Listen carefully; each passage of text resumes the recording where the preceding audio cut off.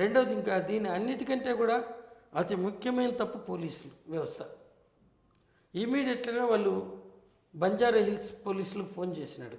అదంతా కూడా జడ్జిమెంట్లో ఉంది. వాళ్ళు అబ్బాయిది మా ఏరియానే కానీ అమ్మాయి మీ హాస్పిటల్ రోడ్డుకు అటువైపు ఉంది, మీరు పంజగుట్ట లిమిట్స్కి వస్తారని ఉంది అన్నారు. వీళ్ళు పంజగుట్టకు ఫోన్ చేస్తే మీరు చెప్పిన అడ్రస్ ప్రకారం అబ్బాయి బంజారా హిల్స్, అమ్మాయి ఉస్మానియా యూనివర్సిటీ పోలీస్ స్టేషన్ కిందకు వస్తుందన్నారు. మళ్ళీ వాళ్ళు ఉస్మానియా యూనివర్సిటీకి ఫోన్ చేస్తే ఇది ఉప్పల్కు మా పోలీస్ స్టేషన్కు బార్డర్ ఏరియా, ఏ ఏరియా కిందకు వస్తుందో కనుక్కోండి అన్నారు. ఇదంతా కూడా జడ్జిమెంట్లో ఉంది. నెక్స్ట్ ఆఖరికి 8:30కి ఈ అమ్మాయి వాళ్ళు చెప్పిన అడ్రస్ ప్రకారం ఒక హెడ్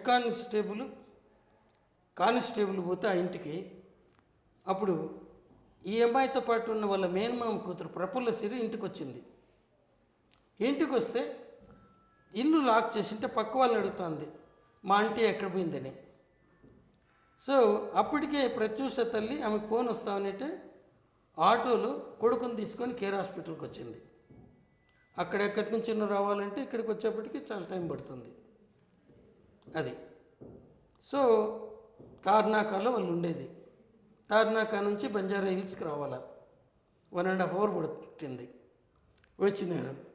సో ఈ టైంలో ఇంతమంది, మళ్ళీ మరుసటి రోజు ఆ అమ్మాయి పరిస్థితి ఇంకా క్రిటికల్గా మారితే అప్పుడు వీళ్ళు ఇక్కడ ఇది ఉంది కదండి,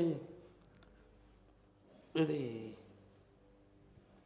సిసిఎస్ పబ్లిక్ గార్డెన్స్ దగ్గర, అక్కడ పోయి అక్కడుండే ఒక ఆఫీసర్ను డిఎస్పి ర్యాంకులో ఉండే అతన్ని కలిసి, సార్ ఇట్లుంది క్రిటికల్గా ఉంది. ఎవరు హాస్పిటల్ అడ్మినిస్ట్రేటర్, మన హాస్పిటల్స్లో అయితే ఆర్ఎం అంటారు, ఆయనే పోయి ఇట్లుంది క్రిటికల్గా, ఇంతవరకు అమ్మాయిది ఎవరు తీసుకోలేదు, అబ్బాయిదంటే ఒకటి ఏఎస్ఐ వచ్చి రాసుకొని పోయినాడు.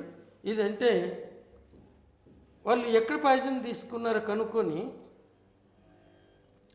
ఆ ఏరియా పోలీసులకు చెప్పండి అన్నారు.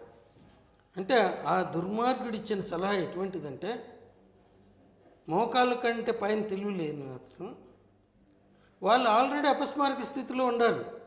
అప్పుడు పోయి నిద్ర లేపి మా కోసం మెలకు తెచ్చుకొని ఎక్కడ తీసుకున్నారో తెలిస్తే మేము ఆ పోలీస్ స్టేషన్కు చెప్తామన్నట్టుగా. అది మళ్ళీ తర్వాత ఈయన అట్లే బ్రతిమాలుకుంటా ఉంటే ఈ లోపల ఫోన్ వచ్చింది, ఆ అమ్మాయి చనిపోయిందని 11:45కు.